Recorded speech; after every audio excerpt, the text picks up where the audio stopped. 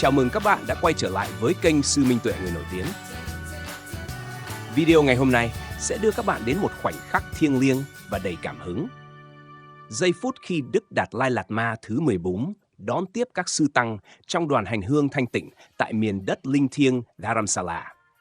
Đây là cuộc hội ngộ không chỉ mang tính lịch sử mà còn là biểu tượng sống động cho tinh thần khiêm cung, từ bi và sự hòa hợp giữa các truyền thống Phật giáo. Hành trình hôm nay sẽ kể lại một câu chuyện không lời, một bản thiền ca tĩnh lặng nhưng sâu lắng, khắc vào lòng người những giá trị vĩnh hằng của con đường tỉnh thức. Giữa núi rừng phương Bắc Ấn Độ, những bước chân âm thầm của đoàn sư tăng khất sĩ tiếp tục hành trình đi bộ thiền hành qua bao miền đất. Dưới nắng gắt trưa hè, trong mưa phùn lạnh buốt, giữa bụi bặm đời thường, họ đi qua không để lại dấu vết nào ngoài sự tĩnh lặng tỏa sáng, từ ánh mắt, từ dáng đi nhẹ nhàng, từ đôi bàn chân trần dẫm lên mặt đất như hôn lên từng hạt bụi. Những bước chân ấy không mang theo mục đích nào khác ngoài sự hành trì chánh niệm, thể hiện con đường giải thoát mà Đức Phật đã mở ra hơn 2.000 năm trước. Dẫu không dùng lời nói, không giảng giải triết lý, mỗi vị sư là một hình ảnh sống động về đạo. Đơn sơ, thanh tịnh và không vướng bận điều gì. Hành trình ấy không vẽ lộ trình cụ thể, không có những thông báo, không có kèn trống chào đón. Nhưng ánh sáng của sự tu tập chân thật lan tỏa tự nhiên trong lòng người dân các vùng đất đi qua. Có những người nông dân gác cuốc, chắp tay lặng người khi thấy các vị sư lặng lẽ đi qua làng. Có những đứa trẻ rụt rè cúi đầu, cảm nhận một điều gì thiêng liêng mà không thể gọi tên. Và có những cư sĩ lớn tuổi, khi thấy hình ảnh này, đã òa khóc như thể gặp lại một phần ký ức xa xưa nào đó, hình ảnh của Phật Pháp sống động giữa đời. Khi đoàn sư tiến đến gần Dharamsala, nơi Đức Đạt Lai Lạt Ma an trú, sự tĩnh lặng ấy đã đến tai Ngài như một làn hương nhẹ. Không qua báo chí, không qua lễ tân, mà qua tấm lòng của những người dân mang tâm kính ngưỡng. Đó là sự lan tỏa không cần quảng bá, là tiếng gọi của tâm linh thức tỉnh giữa muôn trùng danh lợi. Đức Đạt Lai Lạt Ma, với trái tim luôn hướng về sự thanh tịnh và đạo vị chân thật, đã quyết định mở rộng cửa thiền viện, đón tiếp đoàn sư như đón một làn gió mát thổi qua giữa mùa hè, tâm linh khô hạn. Trong khuôn viên nhỏ, ẩn mình giữa rừng thông, buổi gặp gỡ diễn ra không có kịch bản, không có kèn trống, không cần lời giới thiệu. Các sư tăng bước vào trong im lặng, không ai dẫn đường, nhưng mọi người đều biết họ đang đi về đâu. Về chính nơi bình yên của sự đồng hiện. Đức Đạt Lai Lạt Ma bước ra từ thiền thất, chắp tay và cúi đầu nhẹ nhàng như một hành động tự nhiên.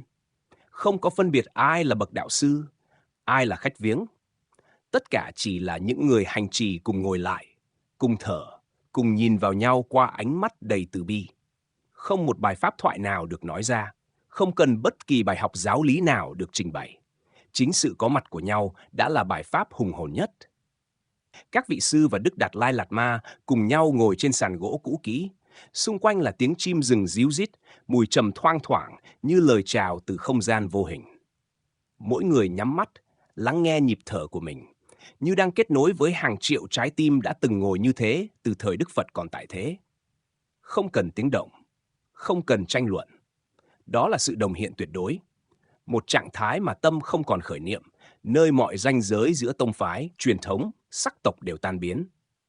Buổi gặp chỉ kéo dài một khoảng thời gian ngắn, nhưng dư âm của nó như vang mãi trong lòng người. Có những vị cư sĩ có mặt hôm ấy đã không nói gì sau buổi lễ.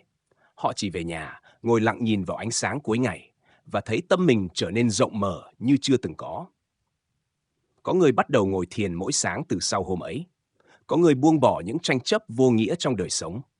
Có người chấm dứt một cuộc cãi vã kéo dài chỉ bởi đã cảm nhận được rằng có một con đường khác, không cần phải thắng ai, không cần phải đúng, chỉ cần quay về bên trong mà sống. Sau buổi gặp ấy, đoàn sư lại tiếp tục hành trình. Không lưu lại bất kỳ thông báo nào, không ai đứng chụp ảnh kỷ niệm, không có phát ngôn truyền thông. Nhưng sự có mặt của họ trong vài giờ đồng hồ bên Đức Đạt Lai Lạt Ma đã mở ra một biểu tượng mạnh mẽ về sự đoàn kết, khiêm cung và tỉnh thức giữa thời đại đầy phân tán này. Những người biết thì sẽ mãi không quên, những ai chưa biết cũng sẽ cảm được từ những người đã tỉnh thức. Đức Đạt Lai Lạt Ma không tổ chức buổi họp báo nào sau sự kiện đó.